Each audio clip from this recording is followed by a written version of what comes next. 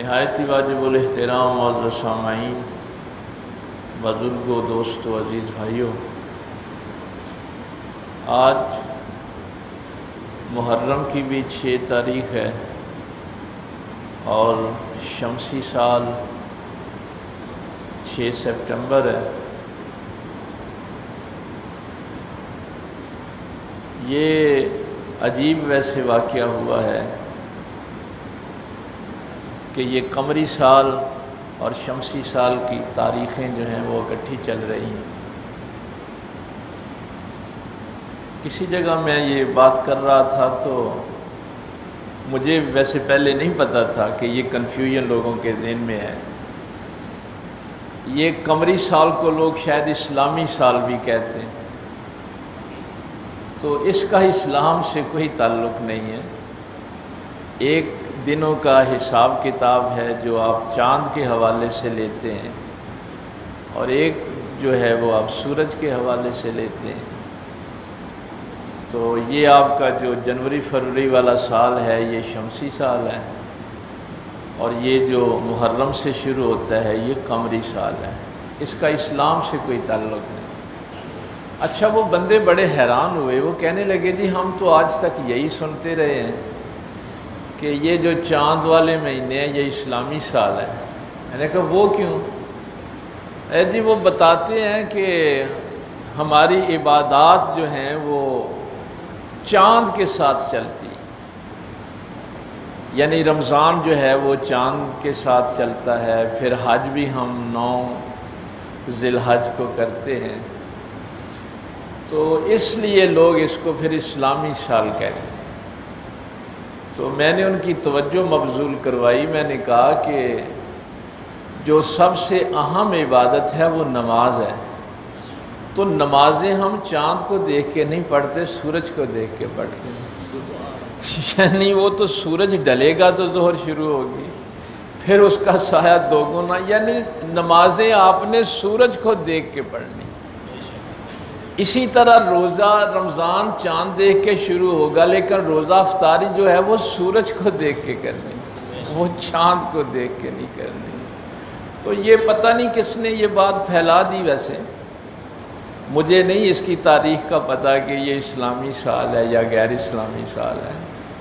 یسألونک عن الأہلہ، یہ دوسرا پارہ سورہ بقرہ میں اللہ فرماتا ہے کہ اے پیغمبر صلی اللہ علیہ وسلم، لوگ آپ سے حلال کے متعلق، یہ پہلے دن کا جو چاند ہوتا ہے نا اس کے متعلق سوال کرتے ہیں۔ قل ہی مواقیت للناس، تو لوگوں کو فرما دو کہ یہ تو مواقیت وقت کی یہ جمع ہے، یعنی وقت کا حساب کتاب، اور حج کے لیے لوگوں نے یہ سلسلہ رکھا ہے، اس کا اور تو اس سے زیادہ کوئی اہمیت نہیں کہ آپ اس کو اسلامی اور غیر اسلامی کی بحث میں پڑ جائیں۔ تو یہ قمری سال جو ہے اس کا پہلا جمعۃ المبارک ہے۔ باقی محرم کی اہمیت اپنی ہے۔ یہ جو میں نے آیت پڑھی ہے اسی میں آگے چل کے اللہ تعالیٰ نے کہ مہینوں کی تعداد جو ہے وہ 12 ہے، اور اس میں 4 جو ہیں وہ حرمت والے مہینے، 3 جو ہیں وہ اکٹھے آتے ہیں، ذی-القعدہ ہے، ذی الحج ہے اور محرم ہے، اور ایک درمیان میں آتا ہے رجب۔ تو یہ 4 جو ہیں یہ حرمت والے مہینے ہیں۔ محرم جو ہے یہ شروع سے ہی حرمت والے، عزت والے مہینوں میں شامل ہوتا ہے۔ اس کی تفصیل ہم پھر کسی موقع پہ عرض کریں گے۔ بہرحال یہ جو ابتدائی طور پہ میں نے کہ اگر کسی کے ذہن میں یہ ہے نا کہ یہ سال اسلامی غیر اسلامی ہوتے ہیں، تو سورج بھی اللہ نے پیدا کیا ہے اور چاند بھی اللہ نے پیدا کیا ہے، یہ نہیں ہے کہ سورج کسی اور نے پیدا کیا ہے۔ تو ہماری عبادات بھی ملی جلی ہیں، کچھ عبادات ہم سورج کو دیکھ کے کرتے ہیں اور کچھ عبادات ہم چاند کو دیکھ کے کرتے ہیں۔ باقی یہ 6 سپٹمبر آپ کو پتہ ہے کہ دفاع پاکستان کے حوالے سے بھی منایا جاتا ہے، 1965 کے حوالے سے، یہ پاکستان کے حوالے سے ایک بڑی خاص تاریخ ہے، اور ہمارے مجاہدین نے، پوری قوم نے مل کے اپنے سے کئی گنا بڑے ملک کا جو ہے وہ مقابلہ کیا ایمانی طاقت کے ساتھ. تو ان چیزوں کو بھی ذہن میں رکھنا ضروری ہے. اور پھر یہ کل جو 7 سپٹمبر ہے، یہ دن اس لیے اہم ہے کہ 1974 کو 1974 کو یہ جو بر صغیر میں ایک فتنہ اٹھا تھا قادیانیوں کا، جھوٹی نبوت کا، تو وہ ہماری اسمبلی نے آئین پاکستان میں ان کو کافر قرار دیا گیا، اقلیت قرار دیا گیا. اور ہماری نئی نسل کو ظاہر ہے پتہ ہونا چاہیے ان سارے معاملات کا. تو میں نے آج یہ جو آیا مبارکہ تلاوت کی ہے سورہ آل عمران سے، 3 پارہ ہے، یہ ایک خاص موضوع ہے جس کو قادیانی بہت اچھالتے ہیں. وہ آپ سے جب گفتگو کرتے ہیں تو وہ ڈائریکٹ یہ نہیں کہیں گے کہ مرزے کو ہم نبی مانتے ہیں. یہ میں فہرست آپ کو ویسے عرض کر دیتا ہوں، چونکہ مرزے نے بھی خود ہی یہ سلسلہ جو ہے پہلے اس نے جو اعلان کیا تھا وہ اپنے مجدد ہونے کا کیا تھا. پہلے اس نے اپنے نبی ہونے کا اعلان نہیں کیا تھا. تو مجدد سے وہ ترقی کرتا ہوا محدثیت کے مقام پہ پہنچا. اس نے کہا کہ اب اللہ مجھ سے گفتگو کرتا ہے. پھر تیسرے درجے میں اس نے جو اعلان کیا، اس نے کہا کہ جو امام مہدی اس دنیا میں آنے تھے میں ان کی شکل میں آ گیا ہوں. اب چوتھے مرحلے پہ اس نے کہا کہ وہ جو عیسیٰ علیہ السلام نے مسیح موعود کا، اس نے کہا کہ وہ عیسیٰ جو ہے وہ میں ان کی شکل میں آ گیا ہوں. اس سے اگلے درجے میں اس نے کہا کہ میں عیسیٰ سے بھی افضل ہوں. ہاں، اب اس نے اس کا اگلا جو ہے وہ دعویٰ کیا. آگے چل کے اس نے پھر کہا کہ میں ذلی نبی ہوں. ذل کا معنی ہوتا ہے سایہ، میرے اوپر نبوت کا سایہ پڑا ہے. پھر اس نے کہا کہ میں بروزی نبی ہوں، یعنی چھپا ہوا نبی. یہ درجات ہیں اس کی کتابوں کا سارا. جب آپ اکٹھا کرتے ہیں نا تو میں نے کہا کہ میں ترتیب بتا دوں کہ اس نے کہاں سے شروع کیا اور پھر وہ کہاں تک پہنچا.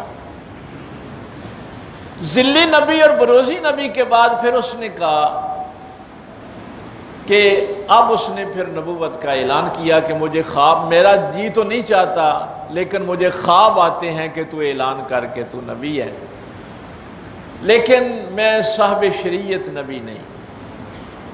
اور اس کے اگلے درجے میں پھر اس نے کہا کہ میں حقیقی نبی ہوں، یعنی میرے اوپر شریعت کے احکامات جو ہیں وہ نازل ہوتے ہیں.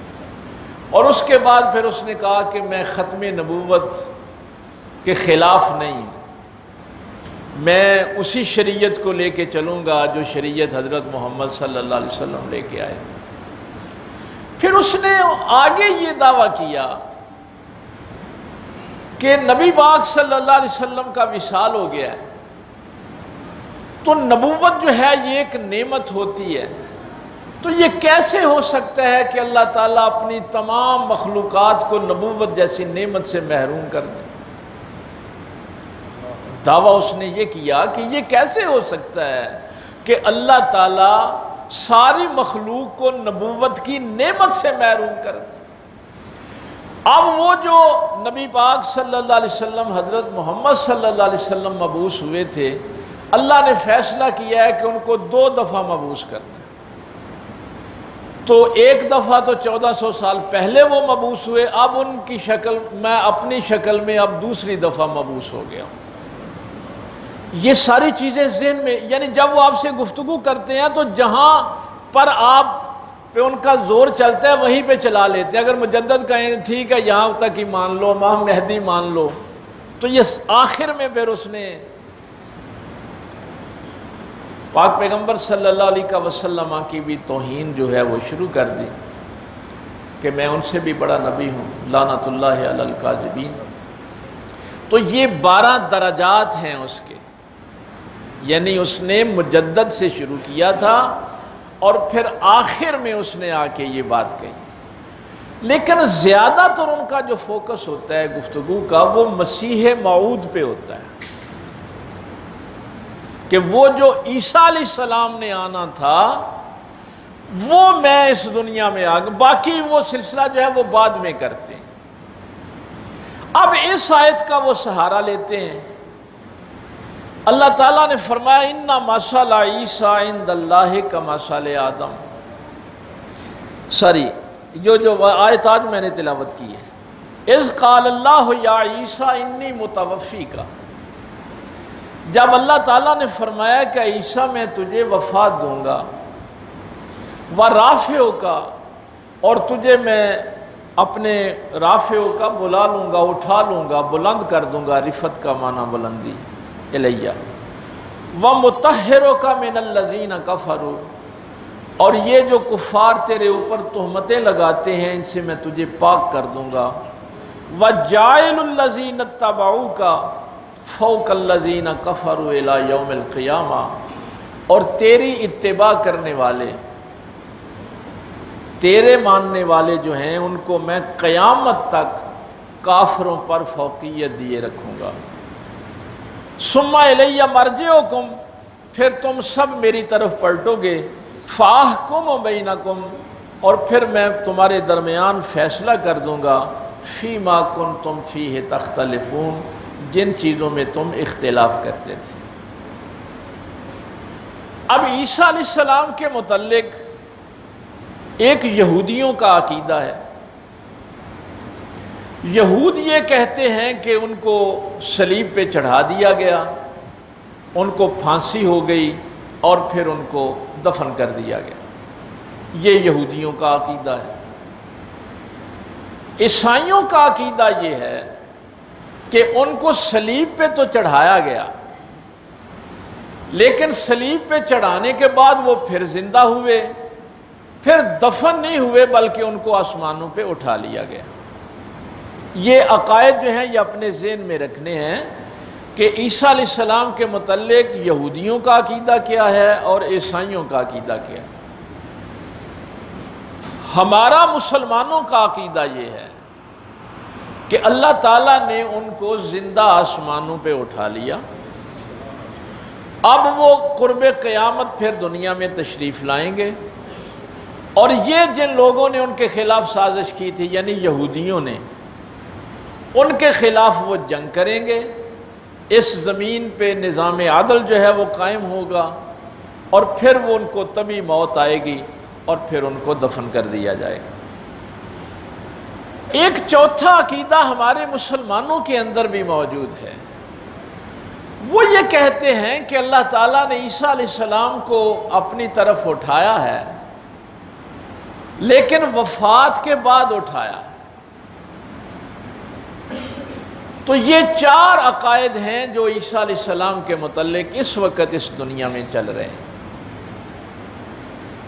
پہلے عقیدے کو تو اللہ تعالیٰ نے قرآن کریم میں کنڈیم کر دیا. فرمایا ما قتلوہ وما صلبوہ, نہ تو ان کو قتل کیا گیا نہ صلیب پہ چڑھایا گیا. ولیکن شبہا بلکہ ہم نے ان کو شبہ میں ڈال دیا, یہودیوں کو شبہ میں ڈال دیا. وہ جو لوگ ان کو گرفتار کرنے کے لیے گئے تھے ان میں سے ایک شخص کی شکل جو ہے وہ عیسیٰ علیہ السلام جیسی بنا دی. اس کو یہ اور دوسری جگہ جو فرمایا ہے نا ما قتلوہ یقینا بل رفعہ اللہ, ان کو قتل نہیں کیا گیا بلکہ ان کو اٹھا لیا گیا.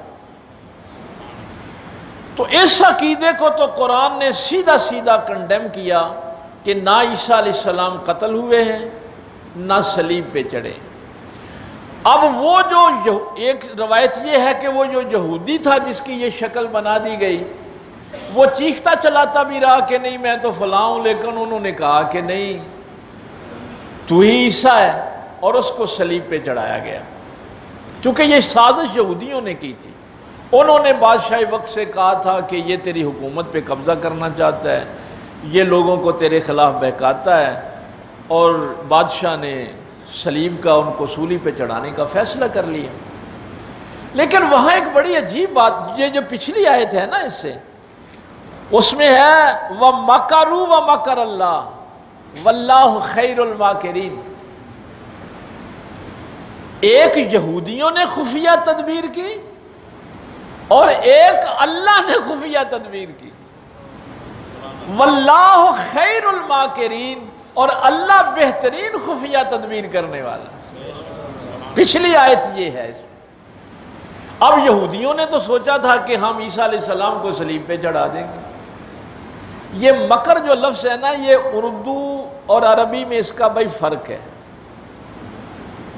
کئی ہمارے دوست وہ کہتے ہیں دیکھو جی وہ انہوں نے بھی مکر کیا اور اللہ نے بھی مکر کیا، تو یہ اردو والا مکر نہیں ہے۔ اردو والے مکر میں یہ ہوتا ہے کہ جب آپ ظاہراً کسی کے ساتھ بہت اچھے ہوتے ہیں اور اندر سے آپ اس کو تکلیف پہنچانے کی سازش کرتے ہیں، اس کو نقصان پہنچانے کی سازش کرتے ہیں، اردو میں مکر اسے کہتے ہیں۔ عربی زبان میں مکر کہتے ہیں خفیہ تدبیر کو۔ وہ خفیہ تدبیر اگر اچھی ہے تو نیکی ہے، اگر خفیہ تدبیر بری ہے تو گناہ ہے۔ تو عربی زبان میں مکر جو ہے یہ خفیہ تدبیر کے لیے آتا ہے۔ اس لیے فرمایا کہ یہودیوں نے بھی یہ خفیہ تدبیر کی اور اللہ نے بھی کی۔ دوسرا یہ ہے کہ وہ جو عیسیٰ علیہ السلام کا اپنا حواری تھا، اس نے عیسیٰ علیہ السلام کو یہودیوں کے سامنے بیچ دیا۔ انہوں نے کہا اچھا اب ہمیں کیسے پتا چلے؟ جس کمرے میں حواری اور عیسیٰ علیہ السلام تھے وہ اندر داخل ہوا، اس نے کہا کہ یہ 19 لوگ تھے ٹوٹل، یہ جب سب باہر نکلیں گے تو جس کو میں استاذی المکرم کہوں گا نا کہ یہ میرے استاد ہیں، وہ عیسیٰ علیہ السلام ہوں گے، ان کو پکڑ لینا۔ اب میرا اللہ نے وہ جو قرآن نے فرمایا وَلَٰكِنْ شُبِّهَا، ہم نے ان کو شبہ میں ڈال دیا، ہم نے شبیہ بنا دی، ان کی صورت کوئی اور بنا دی۔ وہ جو حواری تھا عیسیٰ علیہ السلام کا، اس کی شکل عیسیٰ علیہ السلام جیسی بنا دی۔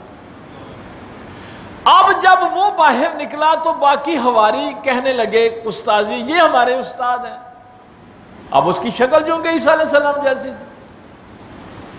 تو یہ اللہ تعالیٰ پچھلی آیت یہ ہے، اگر تاکہ یہ سیکوینس جو ہے یہ مکمل ہو جائے۔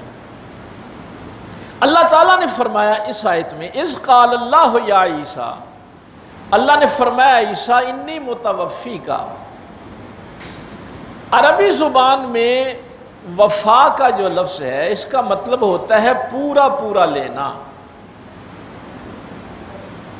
میں تجھے یہودیوں کے ہاتھوں مرنے نہیں دوں گا بلکہ پورے کا پورا تجھے لے لوں گا۔ اسی لیے جب کوئی بندہ فوت یعنی مرتا ہے نا تو اس کے لیے بھی لفظ فوت استعمال کرتے ہیں آپ، یعنی اس کو اللہ نے جو زندگی دی تھی وہ پوری کی پوری اس نے استعمال کر لی، اور اب فرشتوں نے بھی پوری کی پوری روح سے واپس لے لی۔ اللہ یتوفی الانفس حین موتها، اللہ موت کے وقت تم سے پورا پورا جو جان ہے وہ واپس لے لیتا ہے۔ تو یہ قرآن کریم نے اور جگہوں پہ بھی یہ لفظ استعمال کیا ہے کہ اے عیسیٰ ہم تمہیں یہودیوں کے ہاتھوں مرنے نہیں دیں گے بلکہ پورے کا پورا تجھے اپنے پاس لے لیں گے، وَرَافِعُكَ، اور تمہیں اٹھا لیں گے الیہ اپنی طرف، وَمُطَهِّرُكَ مِنَ الَّذِينَ كَفَرُوا،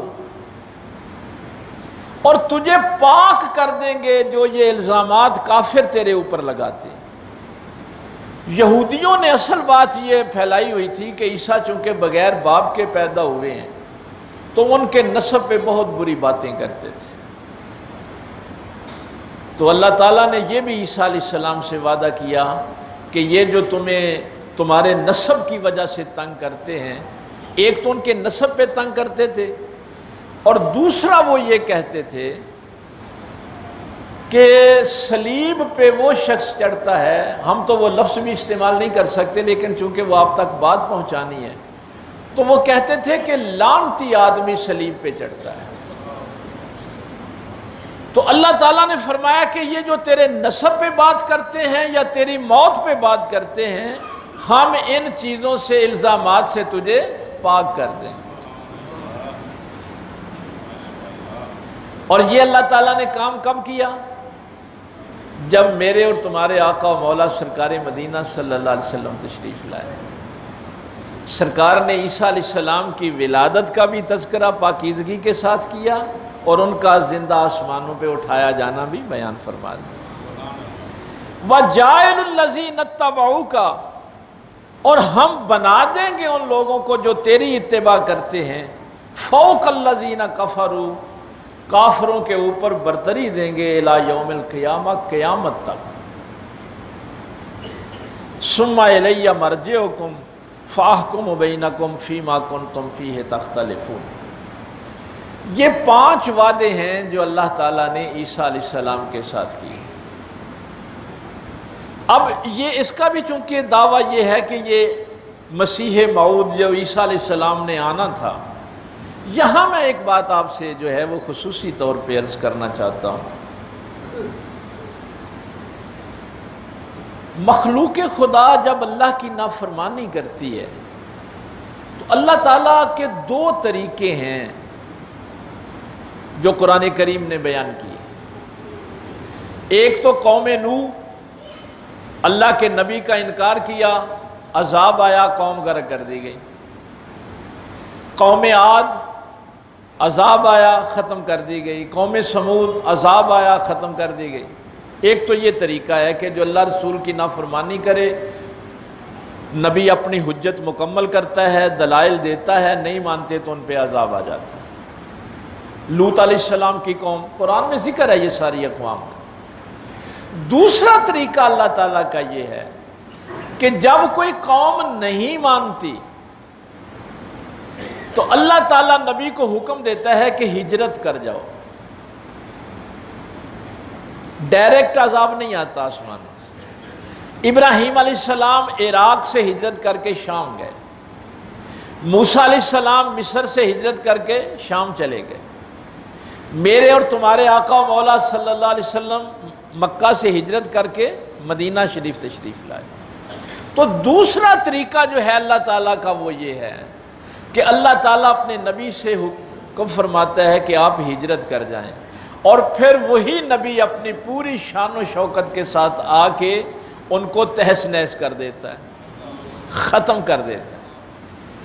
یہاں یہ بات بڑی عجیب تھی کہ اس قوم پہ ظاہراً عذاب بھی نہیں آیا اور نبی کو ہجرت، زمین پہ ہجرت کا حکم بھی نہیں دیا گیا، بلکہ ہجرت بھی کروائی تو زمین سے آسمان کی طرف کروائی۔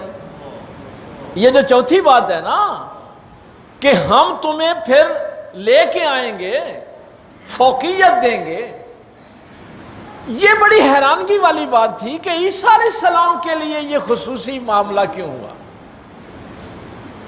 اس لیے کہ عیسیٰ علیہ السلام کی ولادت بھی عجیب تھی، ان کا بچپن میں بولنا بھی عجیب تھا۔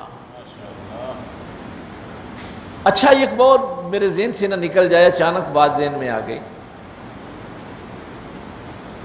اللہ تعالیٰ نے کسی نبی کا قرآن کریم میں اس طرح تذکرہ نہیں کیا جیسے عیسیٰ علیہ السلام کا کیا، بلکہ اپنے پیارے محبوب صلی اللہ علیہ وسلم کی بھی پیدائش کو ایسے ذکر نہیں کیا جیسے عیسیٰ علیہ السلام کی پیدائش کا ذکر کیا۔ اور صرف عیسیٰ علیہ السلام کی پیدائش کا ہی نہیں، ان کی ماں کی پیدائش کا بھی ذکر کیا، ان کی نانی کی نظر کا بھی تذکرہ کیا۔ یہ کسی نبی کو اللہ نے پروٹوکول نہیں دیا کہ اس کی والدہ کی ولادت کیسے ہوئی، اس وقت کیا ہوا، سیدہ مریم کی کفالت کس نے کی، پھر عیسیٰ علیہ السلام کی ولادت کیسے ہوئی، کیسے انہوں نے آ کے دین کی تبلیغ کی۔ یہ مفسرین کرام بڑے حیران ہیں کہ اس طریقے سے مکمل تفصیل ولادت کی اگر کسی نبی کی ہے تو وہ عیسیٰ علیہ السلام کی قرآن میں درج ہے۔ یہ کیوں ہے؟ ایسا کیوں ہے کہ اللہ تعالیٰ اپنے محبوب کی ولادت کو تو ایسے بیان نہیں کرتا؟ ابراہیم علیہ السلام کی ولادت کو بھی ایسے بیان نہیں کرتا، موسیٰ علیہ السلام کی بھی نہیں کرتا۔ اس کی وجہ مفسرین نے یہ لکھی ہے کہ نبی پاک صلی اللہ علیہ وسلم چونکہ خاتم النبیین ہیں، نبوت میرے پیغمبر پہ ختم ہو گئی، اب قیامت تک، چونکہ سرکار فرماتے ہیں نا انی تارکن فیکم ثقلین، میں تمہارے درمیان دو بھاری چیزیں چھوڑ کے جا رہا ہوں، احدہما کتاب اللہ، اس میں سے پہلی چیز یہ اللہ کی کتاب ہے۔ اب یہ اہتمام میرے پاک پیغمبر صلی اللہ علیہ وسلم نے کیا کہ قیامت تک گمراہ لوگوں کی فہرست بھی دے دی، اور جن سے تم نے ہدایت لینی تھی ان کی فہرست بھی دے دی۔ یہ میں بڑی اہم بات آپ سے کر رہا ہوں، چونکہ قیامت تک اب نبی کوئی نہیں آنا، تو اس امت کو جن لوگوں نے گمراہ کرنا ہے ان کی نشانیاں بھی بتائیں، اور جن لوگوں سے تم نے ہدایت لینی ہے وہ بھی صاف صاف بتائیں۔ تو گمراہی میں جو سب سے بڑی علامت تھی وہ مسیح دجال کی تھی، اس لیے دجال کی بھی پوری علامات بیان کی گئی، اور اس کے مقابلے میں میرے پیغمبر کے جس خلیفہ نے آنا تھا وہ عیسیٰ علیہ السلام تھے، ان کی بھی نشانیاں پوری کی پوری بیان کی گئیں۔ بھائی اگر کسی نے میرے پیغمبر کا خلیفہ بن کے اس دنیا میں آنا ہے اور دنیا والے اس کو پہچان ہی نہ سکیں، بھائی وہ ہدایت کیسے لیں گے، اس کا ساتھ ہی نہ دے سکیں۔ اب جو عیسیٰ علیہ السلام نے آنا ہے میرے نبی کا خلیفہ بن کے آنا، اس لیے آپ کو یہ دعائے ہدایت میں بھی بتا دیا گیا تھا کہ تم نے ہدایت کس سے لینی ہے، من النبیین والصدیقین والشہداء والصالحین۔ ہاں میرے پیغمبر نے کسی کو دھوکے میں نہیں رکھا، صاف صاف بات بتائی ہے، اہدنا الصراط المستقیم صراط الذین انعمت علیہم۔ بھائی یہ فہرست کیوں بیان کی کہ تم نے نبیوں سے ہدایت لینی ہے، تم نے سچوں سے ہدایت لینی ہے، تم نے شہداء سے ہدایت لینی ہے، اور تم نے اللہ کے ولیوں سے ہدایت لینی، صالحین سے ہدایت لینی۔ کیا نبی سچے نہیں ہوتے؟ سچے ہیں نا۔ نبیوں سے بڑا شہید گواہ کون ہوتا ہے؟ نبیوں سے بڑا صالح کون ہوتا ہے؟ پھر تو اتنا ہی کافی تھا کہ تم نبی کی ہدایت پہ آ جاؤ، لیکن چونکہ قیامت تک کے سلسلے کو آگے چلانا تھا تو فرمایا کہ یہ گمراہ کرنے والے لوگ بھی آئیں گے، اسی لیے کہا صراط الذین انعمت علیہم غیر المغضوب علیہم ولا الضالین۔ یا اللہ ہمیں ان لوگوں کے راستے پہ چلا جن پہ تیرا انعام ہوا ہے، اور ان لوگوں کے راستے سے بچا جن پہ تیرا غضب ہوا ہے، جو گمراہ ہوئے۔ تو یہ چونکہ گمراہی میں سب سے بڑی علامت دجال تھا، اس کی بھی علامتیں بیان کی، اور عیسیٰ علیہ السلام کی بھی ایک ایک علامت بیان کر دی گئی، تاکہ جب وہ دنیا میں آئیں تو کسی کو شک نہ رہے۔ اسی لیے تو جب اس بدبخت نے اعلان کیا تو امت مسلمہ نے اس کا انکار کیوں کر دیا؟ ہم نے پہلی بات اس سے یہ کہی تھی، وہ بے وقوف، پاک پیغمبر صلی اللہ علیہ وسلم کے جس خلیفے نے آنا ہے وہ مریم کا بیٹا عیسیٰ ہے، وہ کسیٹی کا بیٹا نہیں ہے۔ مرزے کی اماں کا نام کسیٹی تھا، مرزا جو ہے نا اس کی اماں کا نام کسیٹی ہے، اور جس عیسیٰ نے میرے نبی کا خلیفہ بن کے آنا ہے وہ عیسیٰ ابن مریم ہے، وہ مریم کا بیٹا ہے۔ پھر چونکہ احادیث میں وہ یہ تھا کہ ان کو ایک مینار پہ فرشتے اتاریں گے، پھر اس بدبخت نے پتہ کیا کیا، وہ مینار اس نے ربوے میں تعمیر کروایا۔ ہاں یہ بھی اس نے حرکت کی۔ ویسے یہ دنیا کا پہلا ایسا بندہ ہے جس کی نبوت مجدد سے شروع ہوتی ہے اور سٹیپ وائز چلتی ہے، ورنہ نبی آتے ہیں تو سیدھا سیدھا اپنی نبوت کا اعلان کرتے ہیں۔ اور دوسرا یہ وہ نبی ہے جس کی اپوائنٹمنٹ سیالکوٹ کے ڈی سی نے کی تھی۔ اور بھائی باقی نبی تو اللہ کے ہوتے ہیں نا۔ یہ میں چیدہ باتیں اس کی بتا رہا ہوں۔ پہلے پتہ کس سے کہا گیا تھا نبوت کے دعوے کے لیے؟ پہلے سر سید احمد خان کو کہا گیا تھا، انڈین لائبریری میں اس سے ملاقات کی گئی تھی، تو سر سید نے انکار کر دیا تھا۔ پھر اور بندے تیار کیے گئے تھے ان کا، پھر ڈی سی نے انٹرویو کیا، اور پھر ایک ڈی سی نے اس نبی کی اپوائنٹمنٹ کی۔ میں صرف آپ کو آج یہ جو بات بتانا چاہتا ہوں، یہ میں خلاصہ عرض کر رہا ہوں اس کی ساری کتابوں کا، تاکہ آپ کے ذہن میں ہو۔ ان سے بچنا ضروری کیوں ہے؟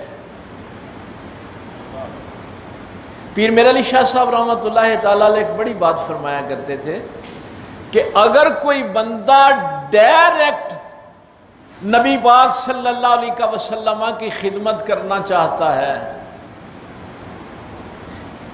مثلا میں درود پڑھتا ہوں اور نیکی کے کام کرتا ہوں اور اپنے نبی کے احکامات پہ عمل کرتا ہوں، تو یہ انڈائریکٹ ہے۔ وہ فرماتے تھے اگر کوئی ڈائریکٹ خدمت کرنا چاہتا ہے تو وہ میرے پیغمبر کی ختم نبوت کی بات کیا کرے، چونکہ یہ وردی ایک ہی ہے اس کائنات میں۔ ختم نبوت کی وردی اور کسی نبی کے پاس بھی نہیں ہے، اس وردی کی توہین برداشت نہیں ہو سکتی۔ اب آپ کو یہ بتانا ضروری تھا کہ عام لوگ پتہ کیا کہ کسی کے ذہن میں یہ بھی بات آ جاتی ہے کہ یار وہ بھی تو کلمہ ہی پڑھتے ہیں، لا الہ الا اللہ محمد رسول اللہ پڑھتے ہیں، نماز بھی پڑھتے ہیں، اگر ان کو اجازت ملے تو وہ حج کے لیے بھی چلے جاتے ہیں، زکوٰۃ بھی دیتے ہیں۔ عام لوگوں کو یہ پریشانی ہو جاتی ہے۔ اب ذرا غور سے سننی ہے یہ بات جو میں بتانے لگا۔ میرا اور ایک ہندو کا فرق کیا ہے؟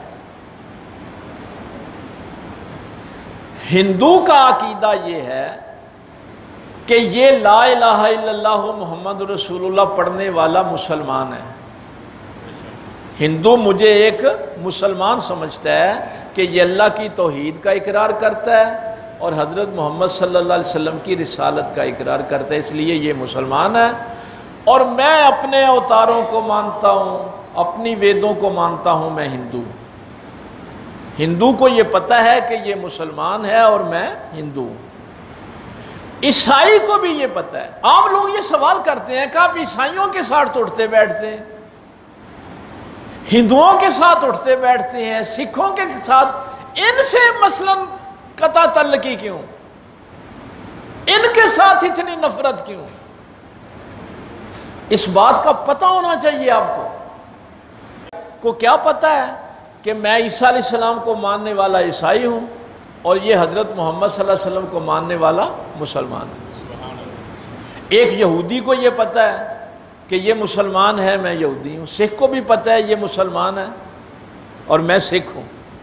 پارسی کو بھی، دنیا کے ہر کافر کو پتہ ہے کہ لا الہ الا اللہ محمد رسول اللہ صلی اللہ علیہ وسلم پڑھنے والا مسلمان ہے، اور ہاں مخالفین ہیں۔ لیکن ایک مرزئی پتہ کیا کہتے ہیں؟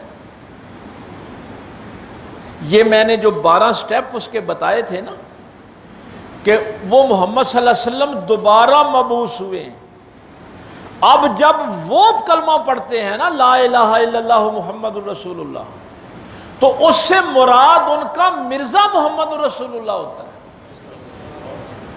اب ان کا نظریہ یہ ہے کہ ہم لا الہ الا اللہ محمد رسول اللہ مرزے کا کلمہ پڑھ کے مسلمان ہیں، اور یہ لا الہ الا اللہ محمد رسول اللہ محمد بن عبداللہ کا کلمہ پڑھنے والے کافر ہیں۔ آپ بڑے آرام سے ان کے ساتھ، اور نہیں جی یہ بھی تو کلمہ پڑھتے ہیں، آپ کو پتہ ہی نہیں وہ کلمہ پڑھتے کیا ہے۔ وہ کہتے ہیں کہ ہم مرزے کا کلمہ پڑھنے والے مسلمان ہیں اور یہ نبی پاک کا کلمہ پڑھنے والے کافر ہیں۔ یعنی ان کے نزدیک یہ 1974 کی اسمبلی میں جب ان کو کافر قرار دیا گیا تھا، وہاں آخری سوال پتہ کیا ہوا تھا؟ بھائی ان کو کافر جب قرار دیا گیا تھا تو اسمبلی بھی پھنس گئی تھی، ان کے لیے اور چارہ ہی کوئی نہیں تھا۔ مثلاً اب اس فیصلے کے بغیر چارہ نہیں تھا ہماری اسمبلی کے پاس۔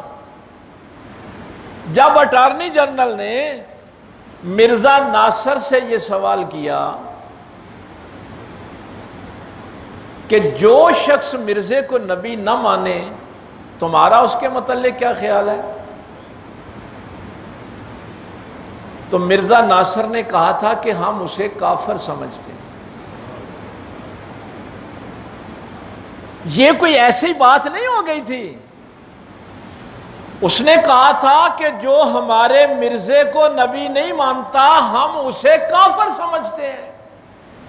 اب اسمبلی کے اندر جتنے بھی لوگ موجود تھے یا تو وہ مرزے کو مان کے مسلمان ہوتے یا پھر اسے کافر کہتے، یعنی اب ان کے پاس اور چارہ ہی کوئی نہیں تھا۔ اب اس کے آگے وہ کیا فیصلہ کرتے؟ اب اس نے تو اپنا فیصلہ سنا دیا، اور یہ وہ فیصلہ کوئی آج سے نہیں سنا رہے تھے، یہ فیصلہ وہ کو آج سے نہیں سنا رہے تھے۔ پاکستان بنا، پہلا وزیر خارجہ سر ظفر اللہ خان، یہ آپ کا ڈسکے کا رہنے والا تھا۔ قائد اعظم 1948 کو فوت ہوئے، 2 جنازے ہوئے۔ پہلا جنازہ جو تھا وہ چونکہ وہ خاندانی مسلک ان کے آباء و اجداد کا جو تھا، یہ اسماعیلی جو فرقہ ہے ان کے ساتھ تھا، انہوں نے جنازہ علیحدہ پڑھا۔ پھر عام جو تھا مسلمانوں نے جنازہ پڑھا، تو وزیر خارجہ دونوں جنازوں میں کھڑا رہا، اس نے نماز نہیں پڑھی، یہ مرضی تھا۔ تو صحافیوں نے پوچھا کہ تم نے بانی پاکستان کا جنازہ کیوں نہیں پڑھا؟ تو یہ 1948 میں اس نے کہا تھا، اس نے کہا کہ یا تو ایک مسلمان نے کافر کا جنازہ نہیں پڑھا یا پھر ایک کافر نے مسلمان کا جنازہ نہیں پڑھا۔ تو یہ فکر ان کی ابتدا سے تھی، وہ باقی تمام کلمہ پڑھنے والوں کو کافر کہتے تھے۔ اب جب اٹارنی جنرل نے یہ آخری سوال کیا کہ جو مرزا کو نہ مانے تمہارا کیا خیال ہے، اس نے کہا ہمارے نزدیک تو وہ سارے کافر ہیں۔ اب یہاں تو اسمبلی یہ کہتی کہ یہ اسمبلی ساری کافر ہے، سارا ملک کافر ہے، یا کہتی کہ مرزا کافر ہے۔ اب اور کوئی آپشن نہیں بچا تھا۔ تو باقی وہ تو اب مل جاتی ہے تحریری طور پہ بھی آن دی ریکارڈ اسمبلی پہ، وہ نورانی صاحب کے جو دلائل تھے، جو 3-4 دن وہ چلتا رہا سلسلہ۔ تو اس لیے یہ ذہن میں رکھنا کہ جب بھی آپ کسی مرزئی کے پاس بیٹھتے ہیں تو وہ اپنے آپ کو کہتا ہے کہ میں مرزے کو ماننے والا مسلمان ہوں اور یہ محمد رسول اللہ کو ماننے والا کافر ہے۔ اب یہ بات جو ہے یہ کلیئر ہونی چاہیے۔ اب یہ آخری بات، اس پہ میں نے تفصیل سے بات کرنی تھی لیکن چلو جاتے جاتے، وَجَائِلُ الَّذِينَ اتَّبَعُوكَ فَوْقَ الَّذِينَ كَفَرُوا إِلَىٰ يَوْمِ الْقِيَامَةِ۔ یہ 5 وعدے اللہ نے عیسیٰ علیہ السلام سے کیے تھے کہ ہم یہودیوں کے ہاتھوں تمہیں مرنے نہیں دیں گے، آسمانوں پہ اٹھائیں گے، آپ کے اوپر یہ جو بہتان لگتے ہیں ان سے آپ کو پاک کریں گے، یہ سارے معاملے ہو گئے۔ چوتھی بات یہ تھی کہ جو آپ کو ماننے والے ہیں ان کو قیامت تک ہم فوقیت دیں گے۔ اب یہاں یہ معاملہ اٹھتا تھا کہ اس وقت تو دنیا میں عیسائی جو ہیں ان کو فوقیت ہے، مسلمانوں کو تو وہ فوقیت ہی نہیں ہے۔ اس لیے یہ بتایا گیا کہ عیسیٰ علیہ السلام کے احکامات پہ کوئی عمل نہ بھی کرے، لیکن جو ان کو صرف نبی کہتا ہے، عقیدہ بھی رکھتا ہے اور ان کو نبی کہتا بھی ہے، ان کے احکام پہ عمل نہیں کرتا تو اس کی آخرت تو برباد ہو گئی، لیکن دنیا میں صرف اتنا کہنے پہ بھی ہم ان کو فوقیت دیں گے۔ تو اصل جو متبع ہیں عیسیٰ علیہ السلام کے وہ مسلمان ہیں، اصل جو ہیں وہ مسلمان ہیں۔ اس لیے یہودیوں نے جب بھی مسلمانوں سے جنگ کیا شکست کھائی ہے۔ وہ حضرت عمر فاروق کے دور میں یروشلم فتح ہوا، پھر سلطان صلاح الدین ایوبی کے دور میں فتح ہوا۔ یہ چونکہ اللہ نے فیصلہ کیا ہے کہ جو اتباع کرے گا عیسیٰ کی ہم اس کو فوقیت دیں گے، تو اس وقت چونکہ عیسائی چلو ظاہراً ہی صحیح عیسیٰ علیہ السلام کو نبی مانتے ہیں، اور مسلمان تو ان کے احکامات پہ بھی عمل کرتے ہیں، عیسائی ان کے احکامات پہ عمل نہیں کرتے، چونکہ عیسیٰ علیہ السلام نے کیا فرمایا تھا؟ مبشرم برسول یاتی من بعد اسمہ احمد، میں تو اس رسول کی خوشخبری دینے والا ہوں جو میرے بعد آئیں گے، ان کا نام احمد ہے۔ تو انہوں نے چونکہ اس بات کو نہیں مانا، اس لیے ان کی آخرت تو برباد ہو گئی۔ لیکن دنیا میں اللہ تعالیٰ نے یہ جو وعدہ کیا تھا یہ آج تک پورا ہو رہا ہے کہ یہودی جو ہیں وہ اپنی حیثیت میں نہیں رہ سکتے، یا تو امریکہ ان پہ ہاتھ رکھے، یا روس ہاتھ رکھے، یا فرانس ہاتھ رکھے، اپنی حیثیت میں وہ زندہ نہیں رہ سکتے۔ تو وہ بھی ویسے دیوار ہے وہاں یروشلم میں، اس کو دیوار گریہ کہتے ہیں۔ یہودی بھی سویرے اٹھ کے آپ بھی نماز پڑھتے ہیں نا، تو وہ بھی وہاں جا کے روتے ہیں کہ یا اللہ ہمارا نجات دہندہ بھیج دے۔ وہ بھی دجال کے لیے دعائیں کر رہے ہیں کہ وہ دجال آئے گا تو ہم مسلمانوں کو بھی ماریں گے اور عیسائیوں کو بھی ماریں گے۔ وہ بھی اپنے طور پہ لگے ہوئے ہیں، اور ہمارا تو پتہ نہیں اب کیا معاملہ۔ ان دنوں کئی لوگوں سے میں نے سنا وہ جی اسرائیل آ کے کشمیر میں بیٹھ گیا ہے، تو یہ ضروری تھا اس پہ میں تفصیل سے بات کرتا، لیکن اتنی سمجھ لیں کہ یہ اللہ نے وعدہ کیا ہوا ہے کہ یہ یہودی جو ہیں ان لوگوں کے سامنے کبھی نہیں ٹھہر سکیں گے جو عیسیٰ کی اتباع کرتے ہیں، جنہوں نے عیسیٰ علیہ السلام کے متبع ہیں، ان کی نبوت کو مانتے ہیں، ان کے احکامات کو مانتے ہیں، ان کو اللہ تعالیٰ قیامت تک فوقیت دے گا۔ اور پانچویں بات یہ تھی ثم الی مرجعکم فاحکم بینکم فیما کنتم فیہ تختلفون، پھر تم سب جب لوٹ کر اللہ کے پاس آؤ گے تو اللہ تمہارے درمیان فیصلہ کر دے گا جس بات پہ تم اختلاف کیا کرتے تھے۔ تو یہ تو قیامت والے دن بات پوری ہونی ہے۔ تو یہ میں نے خصوصی طور پہ اگر کبھی مسیح موعود پہ وہ بات کریں تو ان سے کہنا ہے کہ بکواس نہ کرو، یہ کسیٹی کا پتر عیسیٰ نہیں آنا بلکہ مریم کا بیٹا عیسیٰ آنا ہے، وہ میرے پیغمبر کا خلیفہ آنا ہے، اس کو فرشتوں نے پکڑا ہوا ہوگا۔ پاک پیغمبر صلی اللہ علیہ وسلم نے فرمایا ان کے بال ایسے ہوں گے کہ جیسے ان میں سے پانی ٹپک رہا ہو، سرخ و سفید رنگت ان کی ہوگی، ہر چیز میرے پاک پیغمبر نے ان کی بیان فرما دی ہے، قرآن کریم نے بیان فرما دی ہے۔ اور پھر وہ وقت آئے گا کہ جب اونٹ بھی چر رہا ہوگا اور سانپ اس کے قریب ہوگا لیکن اس کی جرت نہیں ہوگی کہ اس کو ڈس سکے۔ نظام عدل ایسا اس زمین پہ قائم ہوگا، اور پھر اللہ تعالیٰ عیسیٰ علیہ السلام کو وفات دے گا۔ کیوں؟ یہ جو عیسائی کہتے ہیں کہ وہ تو اللہ کا بیٹا تھا اب اس کو موت نہیں آ سکتی، ان کے عقیدے کی بھی نفی کی گئی ہے۔ ہاں، یہودیوں کے عقیدے کی بھی نفی کی گئی ہے اور عیسائیوں کے عقیدے کی بھی نفی کی گئی ہے۔ ما قتلوہ وما صلبوہ، نہ ان کو قتل کیا گیا نہ وہ صلیب پہ چڑھائے گئے۔ اللہ نے عیسائیوں کو بھی شبہ میں ڈال دیا اور یہودیوں کو بھی شبہ میں ڈال دیا، اور عقیدہ وہ جو میرے اور تمہارے آقا و مولا سرکار مدینہ صلی اللہ علیہ وسلم نے بیان فرمایا۔ اللہ تعالیٰ عمل کی توفیق دے۔ وآخر دعوانا